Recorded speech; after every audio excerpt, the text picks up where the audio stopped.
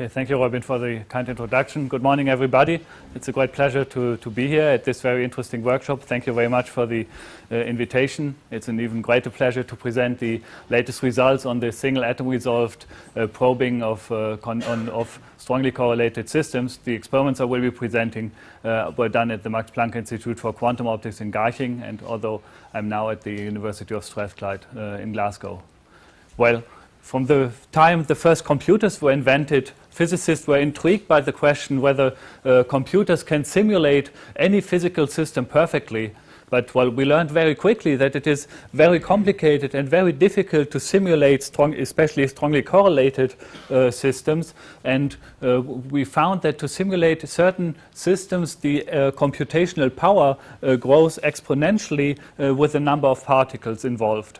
And this turned out to be a severe restriction in understanding of particular physical systems, and it was a real difficulty, and nobody found a way out of it, how one can solve this problem in principle. But then in the 80s, Richard Feynman came up with a revolutionary idea of a quantum computer, that indeed a computer must use the laws of quantum mechanics to simulate other quantum systems. So the general idea of this quantum computer or quantum simulator is that you create a well-controlled quantum system that can simulate the behavior of another quantum system. And one particular example for this will be throughout many of the talks of the workshops, are atoms in optical lattices or ultra-cold atoms in general. These atoms in optical lattices, I'll say a few more words later, these optical lattices are created by pairs of intersecting laser beams, and the ultra-cold atoms are held in sort of egg box-shaped potential wells, basically, and the atoms can hop from lattice side to lattice side with a tunnel coupling J and have an on-site interaction pretty much as electrons can move in certain real materials in the potentials created by ions. And the beauty of these ultra-cold atom systems is that many of the experimental parameters are tunable, and you can probe the system, as I will be reporting in this talk, with a precision and even with single atom and single lattice site level that is virtually impossible in real materials. And that raises the hope that these quantum simulators can help us to answer unsolved questions in quantum many-body systems. While one prime example is I think the 2D Fermi-Hubbard model, which is conjectured to be the key model for high-temperature superconductivity. And we hope that these experiments will shed a deeper insight and help us to understand these and many other interesting phenomena in these strongly correlated systems. Well, today I will be talking about, in particular, on single site and single spin resolved imaging of strongly correlated systems in optical lattices. I'll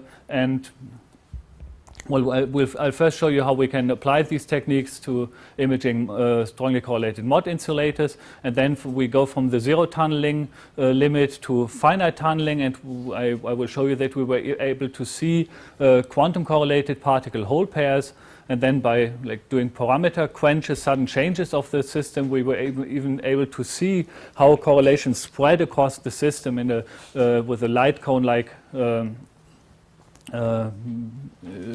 spreading.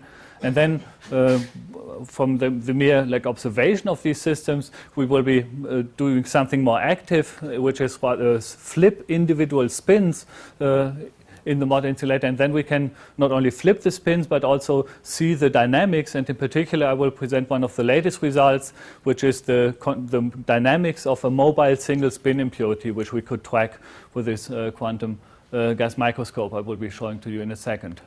So, as it is a mixed audience, not everybody is familiar with optical lattices. I'll have one introductory slide on optical lattices. So basically, these optical lattices are created by laser beams, which in our case are ready tuned to the atomic transition. So, the simplest optical lattice you can imagine is created by two counter-propagating laser beams, in our case at 1064 nanometers, that creates an optical standing wave with a periodicity of half this wavelength, and the atoms can basically be trapped in the intensity maxima of this standing wave. And here you can already see one of the difficulties when one wants to resolve individual lattice sites, as the spacing is 530 nanometers only, and that is compared to the wavelength, to the fluorescence, to the resonance wavelength, in our case of rubidium atoms, of 780 nanometers. So one has to find a way how to discriminate these rather short distances, and you'll see in a second how we can do it. And this concept of optical lattices can easily be extended from one dimension to two dimensions. So in 2D, if you have two pairs of intersecting laser beams, you'll end up with an array of tubes. These signify the intensity maxima. And in 3 dimensions, you'll get, in this case, a cubic lattice structure, like with a cubic arrangement of individual intensity maxima. And in the following, we will only be using a single layer out of such a 3-dimensional optical lattice. And we create this 3D lattice by again having 3 pairs of intersecting laser beams. One comes from above and is reflected off this mirror, which is a mirror for the lattice wavelength, and transmits the fluorescence light of the atoms. And there are 2 other pairs of laser beams in the horizontal plane that create the square lattice structure on top of that. And here you can already see the key ingredient of the experimental apparatus. As I said, we want to resolve atoms on neighboring lattice sites. For that purpose, we designed a very high resolution optical imaging system with a numerical aperture of 0.68, and we obtain at 700 nanometers a resolution of roughly 700 nanometers, which is almost the same as the the spacing between 2 lattice sites. And typically all the experiments I will be presenting in the following, they start with roughly 1,000 rubidium atoms in a single antinode of this vertical standing wave. So basically they're trapped in a plane, as I said, onto which we impose this lattice structure from this horizontal lattice beams. And the way we detect the atoms in the optical lattice is by fluorescence imaging. So typically all the experiments are done with rather shallow lattices measured in recoil energies, typically 10. That's where there's still some finite tunneling between the different lattice sites. And then before we detect the atoms, we basically freeze all dynamics, and we make the lattice suddenly very deep and increase the lattice depth to roughly 300 microkelvin. And then we illuminate the atoms with a near resonant laser field and optical molasses. And the effect of this molasses is twofold. On the one hand, the optical molasses continuously cools the atoms and holds them in place. And on the other hand, the atoms continuously scatter photons from the optical molasses, and we emit them. And with the imaging system, we have a position resolved detection. And typically we collect by this 5,000 photons per atom in 1 second. And this is a typical fluorescence image of a thermal cloud, and each white spot is an individual atom, so you can very clearly distinguish them. And like the white spots designate the lattice sites. And one particular feature of this fluorescence detection is that we have light-assisted losses, light-assisted collisions. You have to keep this in mind when you see all the pictures and data in the following throughout my talk. Please keep this in mind. It's very important for the understanding. So the idea is, or what happens is, whenever there are 2 atoms on a single lattice site and they're illuminated by the optical molasses, they very quickly undergo a light-assisted collision and leave the trap even before sufficient fluorescence photons are detected. So that means when we have initially only 1 atom on a lattice site, nothing happens. If we have initially 2, we detect them as an empty site. If we have initially 3 atoms per site, 2 of them leave the trap, and we only detect them as a single atom. So basically what we are doing, we detect the parity of the atom number, or we measure the occupation modulus 2. So please remember this. And so let's right away jump into the physics. So we want to study the strongly correlated systems. We start with a Mott insulator, and as we consider bosons on an optical lattice, we use the Bose-Hubbard model to describe this system. So it consists of this Hamiltonian consists of these 3 terms.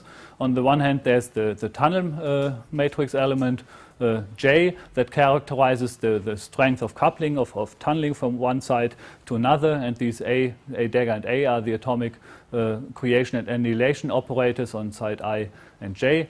And then another term is the on-site interaction. As the atoms repel each other, it costs energy to hold them onto a single lattice site, and that's characterized by this on-site interaction U.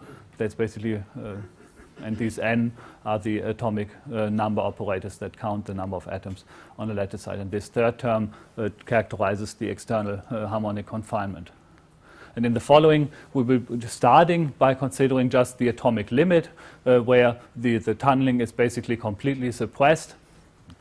And then we are basically deep in the Mott insulator regime. So what describes the physics of this term is the ratio between J and U. So if the tunneling is very large compared to the on-site interaction, we are in the superfluid regime, and we can, for example, have a Bose-Einstein condensate in the lowest band of the lattice, and that's completely delocalized over the whole optical lattice. And if, however, the interaction dominates over the tunneling, we're in the Mott insulating regime.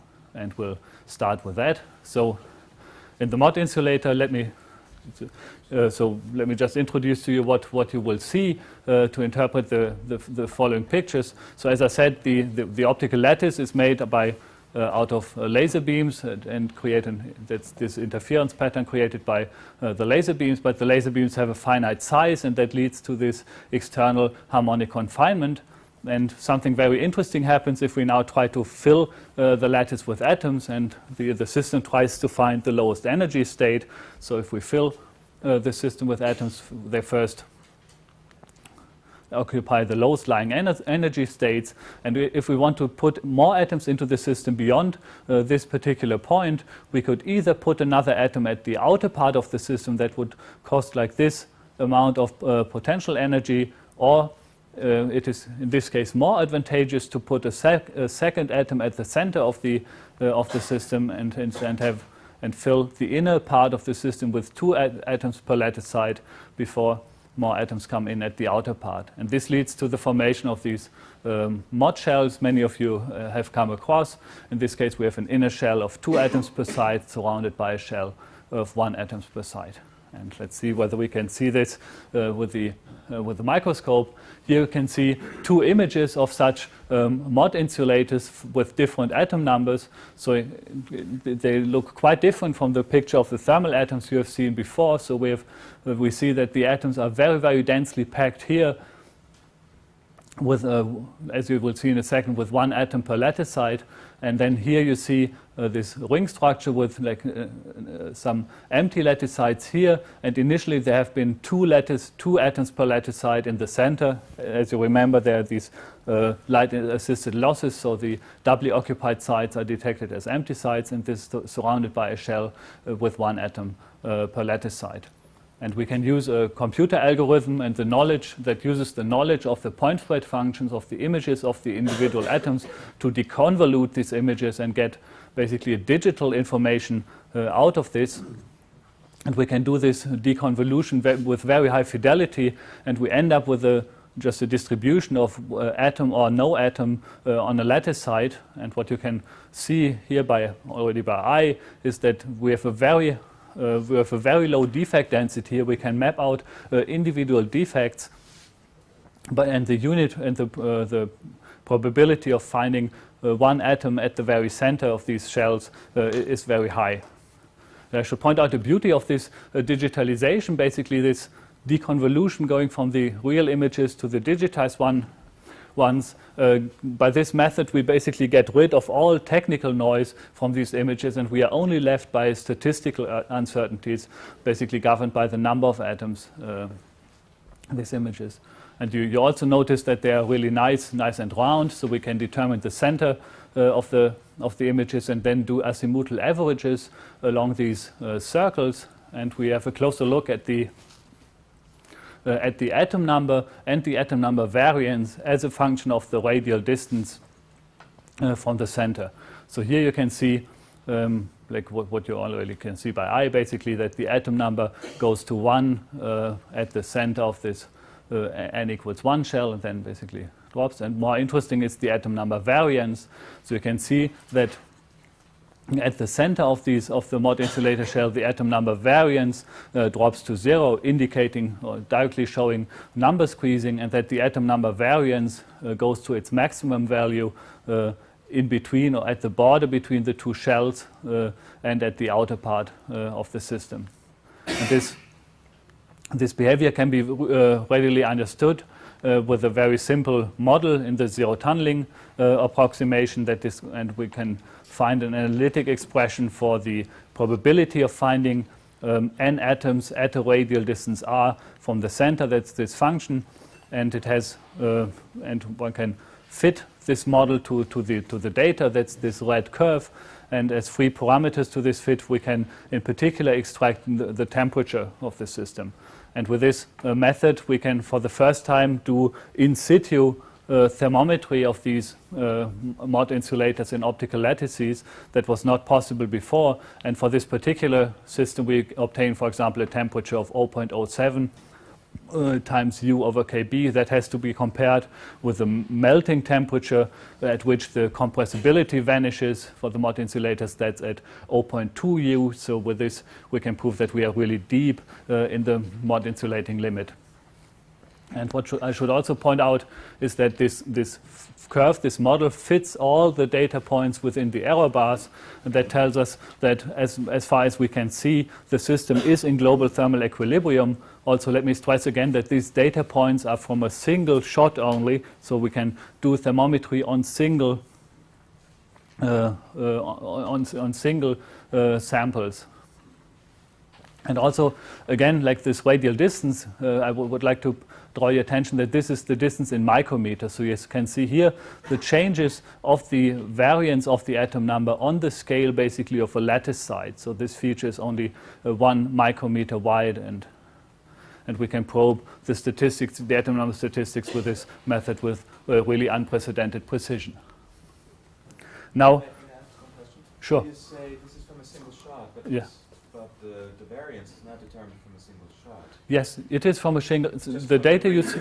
from the azimuthal behavior. Is that how you do it? Yes, so the question is this indeed a single shot? Yes, and the variance is basically the variance of the atom number in a radial bin. So when we do this azimuthal average, we have a number of atoms in this bin, and we can compute the variance in this bin, and that's basically this value and the error bars. And the error bars are just determined by the number of atoms we average over in this azimuthal average. That's also why we have a larger spacing of the points for shorter distances, because otherwise we wouldn't have enough points. But this, indeed, the data you see here is particular from this picture, and no other picture, not averaged over several other of these pictures. And we can do this like for any of these pictures, and they look very similar. Okay, so what you have seen now was the mod insulator in the atomic limit, where the tunneling was completely suppressed, and now we should have a closer look what happens when we allow tunneling, when we tune J over U. So, and in the following, I will also restrict myself to one-dimensional systems. So for what you have already seen in the atomic limit, where we have no tunneling, basically the ground state of the system is rather boring. So we have ideally no fluctuations and perfect unit occupancy, 1 atom on every lattice side. However, when we allow tunneling, quantum fluctuations appear, and these quantum fluctuations lead to a virtual hopping of particles to another lattice side and back. And these quantum fluctuations, they lead to these correlated particle hole pairs. I call them particle hole pairs in the following, as they are actually like an empty side and a doubly occupied side. But throughout the talk, I call them particle hole pairs. And they basically, these quantum fluctuations appear everywhere on every lattice side. So this sum runs over all lattice sides with a probability amplitude J over U. So this sort of signifies the quantum state. And in contrast to these quantum fluctuations, there are thermal fluctuations, which, however, are spatially uncorrelated. And when we increase the tunneling, more and more of these particle hole pairs proliferate, and they eventually extend in size, and they lead to a deconfinement of these pairs at the transition from a Mott insulator to a superfluid. And the question is, can we directly see these quantum fluctuations? I should also say these quantum fluctuations, they're really fundamental. So they would also appear at 0 temperature. So and that basically drives the transition from the Mott insulator to a superfluid, which, as you know, is a quantum phase transition that would also occur at 0 temperature. And the goal of this experiment is to answer the question, can we really nail down these quantum fluctuations and distinguish them from thermal fluctuations? And the way we do it, basically, so we will have these these particle hole pairs are doubly occupied site with an empty site with an adjacent empty site. And as you remember, we have this parity projection. So a doubly occupied site will also be detected as an empty site. So we would see these correlated particle hole pairs as correlated holes. And we can assign to this occupation number a parity. So this, we have a parity -1 for an even atom number and a parity +1 for an odd atom number. And the quantity we use to characterize, to quantify these correlations are the nearest neighbor parity correlations derived out of this parity. So that's the average value of the product of the two adjacent on-site parities minus these uncorrelated these on-site parities in which we subtract the uncorrelated thermal fluctuations. And here you can already see for this particular value of J over U, you can see in this sample by I that we were able to catch a couple of these correlated holes. And for more quantitative analysis, we did many of these pictures and varied the parameter J over U from the super deep in the Mott insulator limit that's over here to the superfluid, and we saw the red points. That's the parity correlations along the axis where we had allowed tunneling, and the system, the lattice depth was rather deep along the other axis in order to completely suppress tunneling, and as we would expect, we don't see any of these parity correlations at all. So in order to understand this data, so the first naive interpretation is like first order perturbation theory, and one would expect for increasing J over U that these pair correlations emerge as J over U squared. That's what we roughly see with at the beginning for small tunneling. That's the dashed dotted line. But to describe the signal over the whole parameter range, we have to get our theory colleagues involved. So first we started the DMAG calculation with Leonardo Mazza from the MPQ did this for homogeneous system at 0 temperature. That's the dashed line which almost described the right shape of the curve but not the right amplitude of the correlations, and then a more involved calculation including the realistic temperatures, and the trap basically gave this solid line, and that reproduces our data fairly well. And with this curve, basically, we have shown that we indeed could see the quantum fluctuations and clearly distinguish them from any thermal fluctuations that were basically subtracted out here. Okay, and we could do something more rather than only observing the correlations as they appear statically. We could also see the spreading of the correlations in a quantum body system. And for that, we changed the setting a bit. So right now, we try to excite the system in a certain way. Again, we stay with the 1D systems, and we do a parameter quench. So we start with a system deep in the Mott insulating regime with U over J equals 40, and then within a time much smaller than the inverse tunneling rate, we ramp the system to a point which is close to the critical point. And the general philosophy of these quench experiments is that we start with a system in an eigenstate, and then as we rapidly change it, the system is no longer in an eigenstate for the new Hamiltonian, and we have a time evolution under this new Hamiltonian. And what we are looking at, again, we again have a look at these parity correlations, but right now we don't look at parity correlations only for neighboring atoms, but we evaluate parity correlations for different pair distances, as you can see here with the index d, and we see, and in addition we have the parameter t, so we want to see how these parity correlations evolve over time. And that's what you see here in the following data set. This is the parity correlation for different pair distances 1 to 6 as a function of the time. And what you can clearly see that we have this maximum of the pair correlations evolves through the system in time, and we have a light cone-like spreading of the correlations.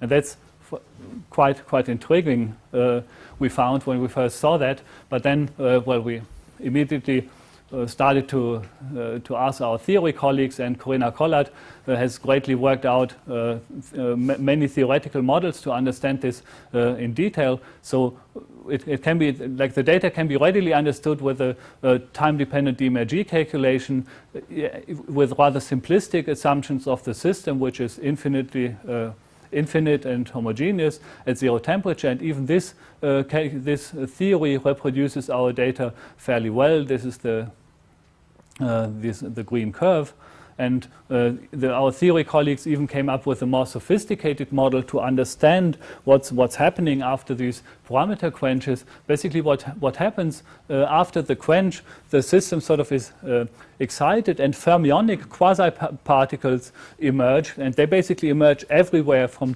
every single lattice site, and these fermionic quasi-particles are correlated particle hole pairs, and they're emitted with opposite momenta. That's visualized here. These red and blue balls are the quasi-particles, so the W-occupied sites and the holes. So this is only approximate. In reality, the W-occupied sites have a small mixture of a hole and vice versa. But to first approximation, this is a valid picture. And you must imagine that these particle hole pairs, they are emitted basically from every single lattice site simultaneously, and they are entangled particle hole pairs. So you have a hole emitted to the left plus and a W-occupied site emitted to the right plus the inverse. And these particles and holes propagate ballistically with different velocities through the system, and they follow a well-defined dispersion relation, and that's basically why you see this wave packet-like behavior. So this dispersion relation also involves like Bessel functions. That's why you see this second maxima, which you can almost recognize from our data. And this dispersion relation also describes that the amplitude of this maximum of the correlation decreases. And this spreading of correlations has some rather fundamental implications for quantum many-body systems. And well, this interest started basically already in 1972, where Lieb and Robinson put up their famous theory and a theorem stating that perturbation can propagate with a finite sort of speed of light if the evolution is governed by local Hamiltonians. And this theorem had wide-ranging implications for condensed matter theory and quantum information, and our experiment was basically the first observation, the first direct observation of this correlation spreading in a strongly correlated system. Okay, so how much time do I have? 5 minutes. 5 minutes, okay. So then we have to move a bit quick. I will start by showing you a technique how we can address individual spins in the optical lattice, and then we will use this technique to deterministically prepare single spin impurities and see how this single spin impurity propagates through the system. Okay, the single spin addressing, basically we use everything's already in place, so we have the high resolution imaging system, but instead of just using it for observing, we shine in a laser beam from the backside of the imaging system and focus it onto individual lattice sites, and with that we create a diffraction limited spot size that we can move over the atoms in the optical lattices by the help of this two-dimensional scanning mirror. And we, as a wavelength for this addressing beam, we use a magic wavelength with a certain polarization that deforms, deforms the lattice in a certain way. So we consider the two hyperfine states, these two hyperfine states of rubidium, and this magic wavelength only acts on the atoms in the upper hyperfine state. And the general idea of this addressing scheme is that we shift one of the atoms, we focus it onto a single lattice site and shift the addressed atoms into resonance with an external microwave field that can drive the transition from between the two spin states, flip the spin, and all the other atoms which are not affected by this laser beam basically don't see the microwave, and the spin remains in the initial state. Okay, let's do the experiment. So we shine the laser beam onto a single site, do a spin flip, and then do this repeatedly again and again for a couple of spins. So in order to reveal the spin flipped atoms, we apply a laser pulse that removes all the atoms in the upper hyperfine state, and then we are left with the following. Here you can see the initial mod insulator, and here in which we have removed flipped 16 spins successively and then removed them. And well, here you can see that it works quite beautifully. And we also did a more quantitative analysis where we characterized the fidelity here as a function of the pointing offset of the addressing beam. So 0 pointing offset means we directly hit the lattice site, and 0.5 pointing offset means we hit in between two lattice sites. So we can see that if we do everything right, we have a very high spin flip fidelity of 0.95%. So we just count the number of holes as a function of this offset, and we see when we go away from the center, we see that this probability drops to a background that's given by the thermal holes of only 6%. And what's quite remarkable is that this curve has a width of 300 nanometers and, more interestingly, an edge sharpness of 50 nanometers. That has to be compared to the diameter of this addressing beam of roughly 600 nanometers. And this proves that with this technique, light shift plus microwave, we have realized a super resolution technique that allowed us to reach a sub-diffraction limited addressing resolution.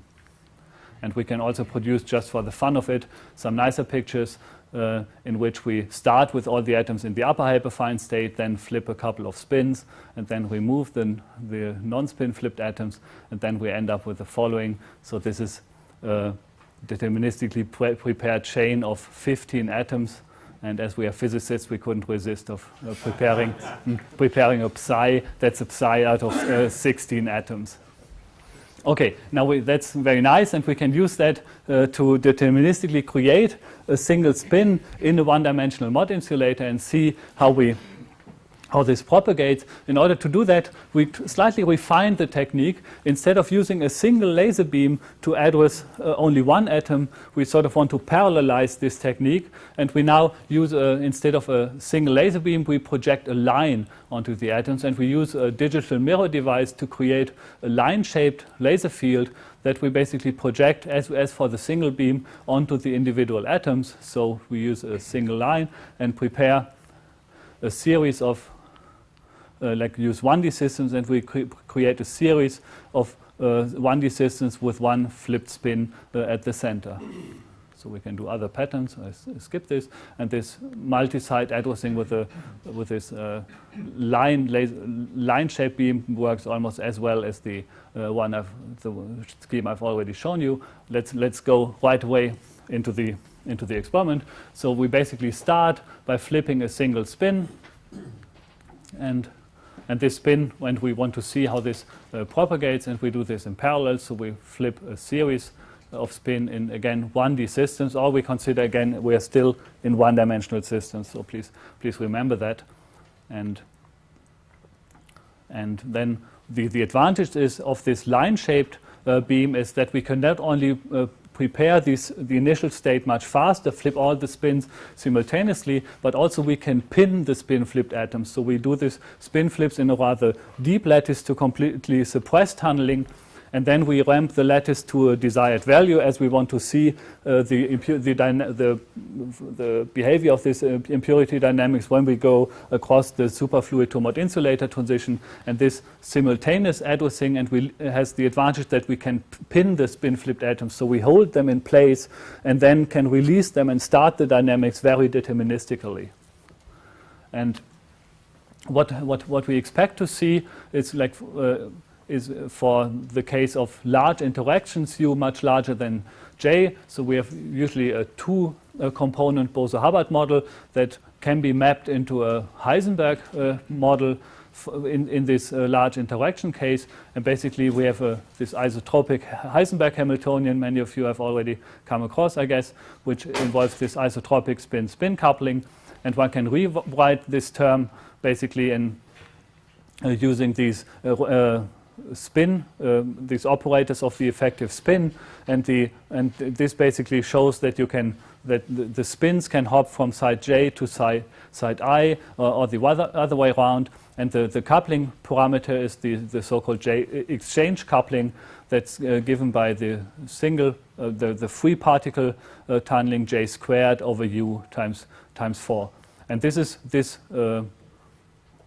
super exchange coupling is very similar to the Hamiltonian for the single particle tunneling. So the J exchange is just replaced by J, and here you have the single particle tunneling, as you have seen this term in the Bose-Hubbard Hamiltonian only. And this J exchange, you should know that this is for the parameters that is much smaller than J. So all the dynamics, what you expect to see for spin exchange dynamics, is much smaller and much slower than single particle tunneling.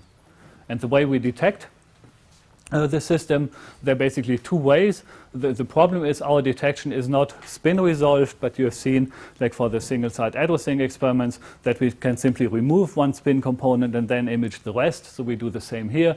So we have two ways of evaluating our data. One, which we call is the positive image, so where we remove all spins except for the impurity, and then just see where the impurity is after time. And then there's the negative image, where we remove the impurity and we measure this spin impurity as an empty site. And the one problem is that, as you have seen, that we also have thermal holes in the system. And when we do these negative images, we really don't know, if we detect two holes, which one was the spin impurity.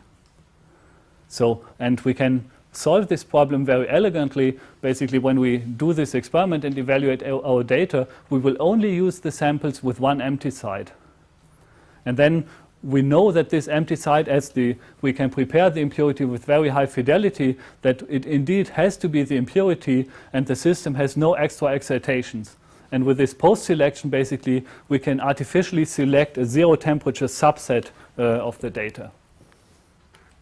And well, let's have a look at the data for one particular value that's deep in the mod insulating regime. So we show the probability of finding the impurity at a certain position. This is the position in lattice height. So initially it is prepared at the center, and then you see after 40, 60, and 80 milliseconds the probability distribution. So you can very clearly see that it has evolved in time, and that the probability distribution clearly shows distinct minima and maxima. That's a clear sign for the coherent evolution of this tunneling process.